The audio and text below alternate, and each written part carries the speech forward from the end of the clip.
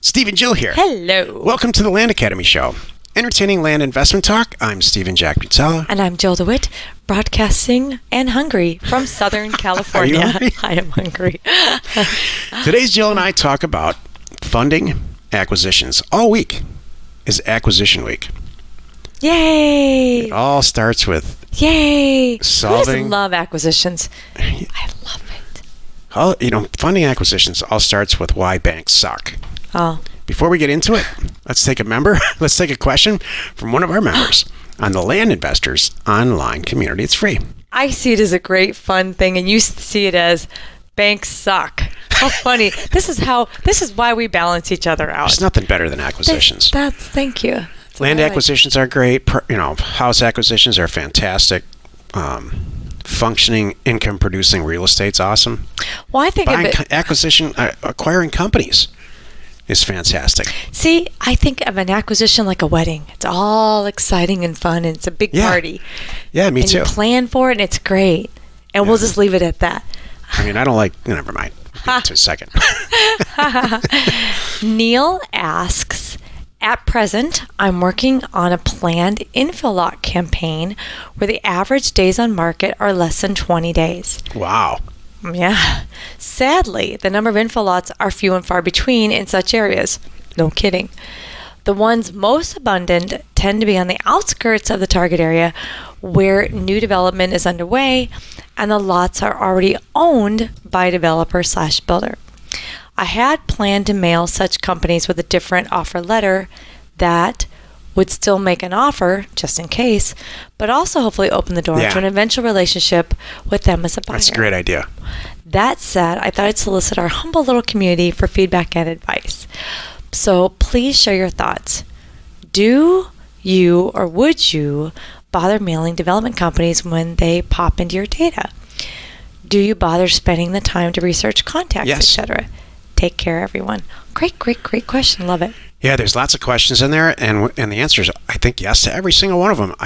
When I know that there's a developer in a really, really healthy community like that, where there's some older parts of the community and then there's newer ones, I don't send lots to every single APN, letters to every single APN. I will write a different letter to the guy, the developer. It's XYZ company usually. Right. Or what we've done really recently is I'll do the research, or I'll have one of our people find out who owns the LLC and how to contact them, and if they have a website, if you're lucky, just work around it like that, and call the person and just make them aware of the fact that you're sending letters out, your offers out, and you're going to get a bunch of properties, and if he's interested, you obviously own 20. You might want 25, and they all say yes. Yeah, and here's how I'm. This is my target pricing and how it worked. Yeah. They're going to be like, hell yes. So don't not do that. Definitely do it, because developers run out of money and all kinds of stuff happens. They love to liquidate stuff. Hopefully it's not finance. It's all cross collateralized with financing, so they can sell one-off properties, and this gets complicated what you're doing, but you will win. Right. Selling offers to infill lots, sending offers to infill lots is a fantastic way to make tons of money with very little effort. This is great. If there's not enough properties I run into this all the time. If there's not enough properties in an urban area, let's say a zip code or a set of zip codes, then in that mailer, not specifically to that pricing for that mailer, but in that mailer or one just to follow it right up, send a bunch out. Expand your area. So I'm going to use Arizona as an example. If you're in Chandler, let's say Chandler's a development that's due south of Phoenix itself, and it's much newer. So in super newer communities, you don't typically see that many infill lots. You see them though, but because they're master plan communities, you might come up with 400, 500, 600 properties, and all of Chandler, and Chandler's huge. Then lop in South Phoenix or West Mesa, and so you get 1,500 to 2,000 unit mailer going. You're going to do it. Yep. What you don't want to do is, and I say this because we don't do it ever, but I constantly get reports back from people in our group that succeed at sending a very well placed 300 unit mailer. Right. What I thought you were going with this, and which I love, is I get excited when there's not a lot of available property. That's often a good thing. People who want in that area, and it's almost all built out. I mean, for me, that's beautiful. Yep. I think that's a good thing. Versus, do you really want a subdivision where it's 10% built out and it's moving slowly? We don't want that. No, and please bear in mind when you look at this stuff, it's really easy to forget this. I even forget it sometimes. The people who are going to sell you their property, they're selling it for family, personal reasons. They're not selling it because it's for sale and they're going through a process and they want to maximize their money. So don't let any of this scare you. Just send the mail out. And you're going to find somebody who's retired, they're in a different state, or they inherited the property and you're going to buy it for 20% of what it's worth. And it's not because of the real estate. It's because of the situation that the seller's in. Exactly. That's a good question. Thank you. Did you know that that member? I don't recognize that name. It doesn't matter. Thank you. This is what Hungry Joe is like. This is Hungry Joe. Today's topic? You'll go ahead. No, my eyes are glossing over. Today's topic? I'm seeing visions of steak fajitas. Oh, now I'm hungry. Okay. Today's topic is funding acquisitions. As usual, this is the meat of the show. I have a lot to say about this. Shall I? I'm sure. Stephen, I would love one day for you to go, I really don't have much to say about this. There's times. What topics do you... I'm not giving you a hard time. No, it's okay. I'm you happy to answer. are very well read, number one. So there's very few topics... Actually, I thought of one that you don't know much about. Golf. Yeah. Thank you. I think that's my only one. I don't even think about sports. I feel like I know nothing. Professional about sports. Professional football?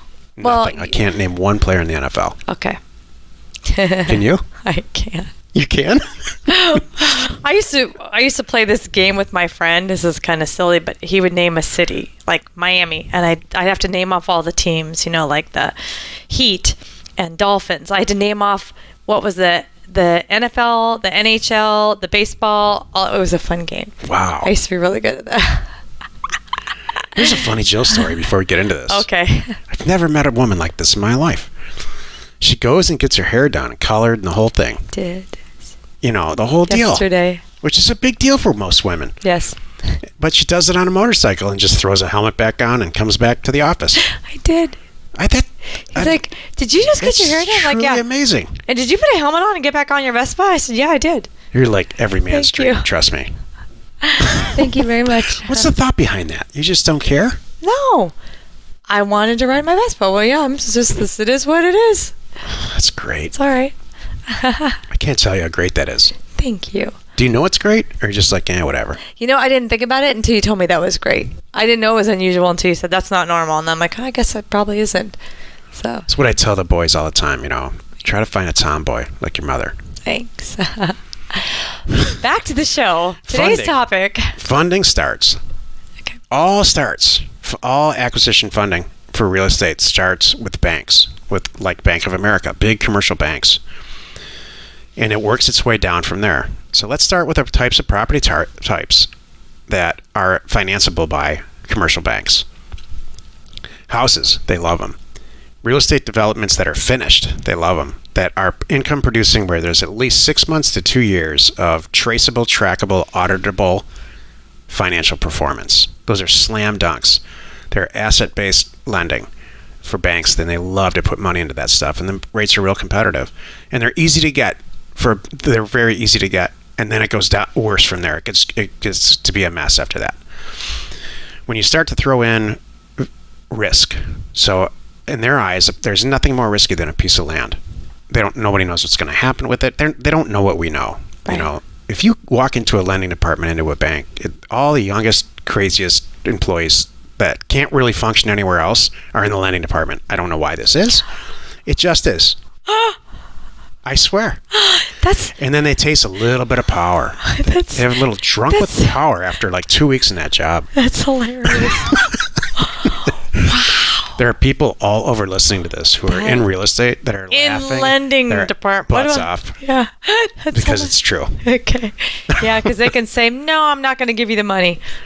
Yeah, I hear you. I mean, in this day and age, you just click a bunch of stuff on a computer screen and say yes or no. I think that's what goes on. Think of another profession that I'm not going to name right now that gets a little bit of power and it makes me a little upset. Real estate agents? No. You're killing us. What is it? Law enforcement. Oh, yeah. Sorry. Don't get me started. Anyway. I know. So, congratulations. If you have a 2-year income producing 27-unit apartment building in a AAA census tract area, nobody has that. So, but if you do, congratulations, and chances are you don't need any money. It's totally ironic.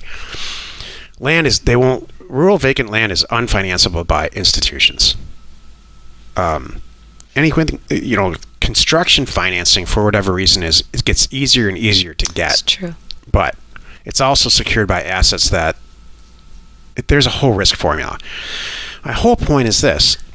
The fact that commercial banks are such a pain to deal with and they're so limited creates this massive market of private money equity. And it's called all kinds of stuff. Private money lenders, asset-backed financing is my favorite. That's a new one. Right. Or hard money. They're all kind of the same thing. They're all a version of this, and I'll bring it down to the simplest form. A bunch of rich people get together, or they're separate. They're bored. They want to make money. They're usually not retirement age, so they do want to do stuff still. But they're lazy. They don't want to learn how to send out mailers. They don't want to build a staff. They're rich people. Yeah, they just want to sit and They've already done something. Yeah. So they love people like us. Yep. Who can kick butt, understand data, calculate a risk. We don't want risk either. Right. And the whole key is to match us with them. Exactly. That's how you fund acquisitions. There's a couple websites out there that are worth looking at. One is called Connected Investors. I have not personally had luck there, but I get a lot of inquiries. And we have no affiliation with any of these, by the way. It's just stuff Stephen knows. The Private Lenders National Association of Private Lenders is it's relatively new and it's getting huge traction. Jill and I are going to actually go to the convention this month to meet some of these people. And there's groups like ours. The best place, I saved the best for last, is actually on like landinvestors.com. Again, that is our website. We do have an affiliation there. Yeah. Or people in our group, people who have joined our group, done a couple of deals themselves, realize what's involved, and just want to make 10, 20, 30% on the deal with other already performing members. Our group is packed with people like that. So this is acquisition week, and yesterday we talked about dream as big as you can. Right. That's what you want to do. Exactly. And then another great place, maybe the best place, and this has gone on since the beginning of time, to get money to do deals is from from a buyer, where somebody's got a 27-unit apartment building already across town, and they've got it to the point where they want it, and they want to buy another one. Yeah.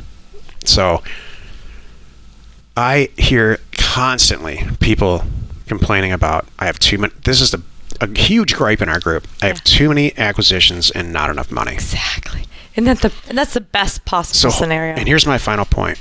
If you spend as much time and energy and effort finding a good financial partner as you do on doing mailers and learning how to Excel and how to do a mail merge and actually do the real estate part of this, you're going to do great.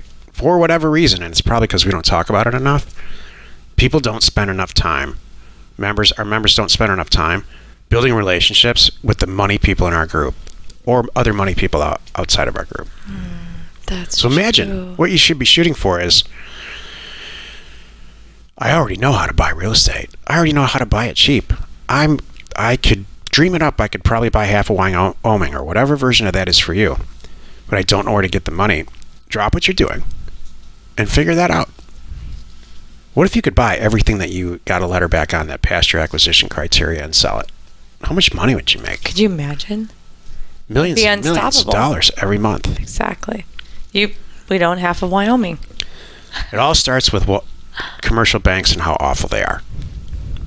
And it ends with Joe, the rich guy that you met online who absolutely loves your attitude and loves the deal track record that you have and wants to buy property. Exactly. All kinds of stuff in between. Can't wire the money fast enough because he knows what you're going to do. That's it. He knows what you're going to do. Oh, thanks. Another deal. Jill and I have a handful of people like that. Yeah. In fact, the only reason that we don't do more deals is because of the show and because of the other stuff we do. I know. Because of Land Academy. Exactly. How much time it takes. Exactly. But we do our share. Trust me. Yeah, we're doing just great. I try to cover for the fact that you're hungry. Well, this was kind of your show. All right. Thank you. Well, you've done it again. You spent another 15 minutes listening to the Land Academy show. Join us next time where we talk about planning your last acquisition. And we answer your questions posted on our free online community. It is landinvestors.com. You are not alone in your real estate ambition. Yeah, so thank you. This was kind of your thing. I just No, that's kind fine. of okay. I didn't mean to I'm not just here thinking about a menu of a restaurant. I apologize. I really was intently listening, and I would have jumped in and shared anything, but I didn't really have. Funding's my thing. It kind of is your thing. Spending's my thing. Funding is your thing. No, really, actually, all truth is you are very good with money. Thank you. I know. Thank you very much. I appreciate you saying that. No, but tomorrow we're going to talk about, planning for that last acquisition, which no one ever thinks about. Like, when does it all end? Planning your exit strategy. Does it all end? It's hard for people. I'd like to talk about that. You want to end it. You don't want it to end you. That's what tomorrow is. Oh. Ain't that the truth? Yeah. Share the fun by subscribing on iTunes or YouTube or wherever you are listening and watching. And while you're at it, please rate us there. We are Steve and Jill. Information and inspiration to buy undervalued property.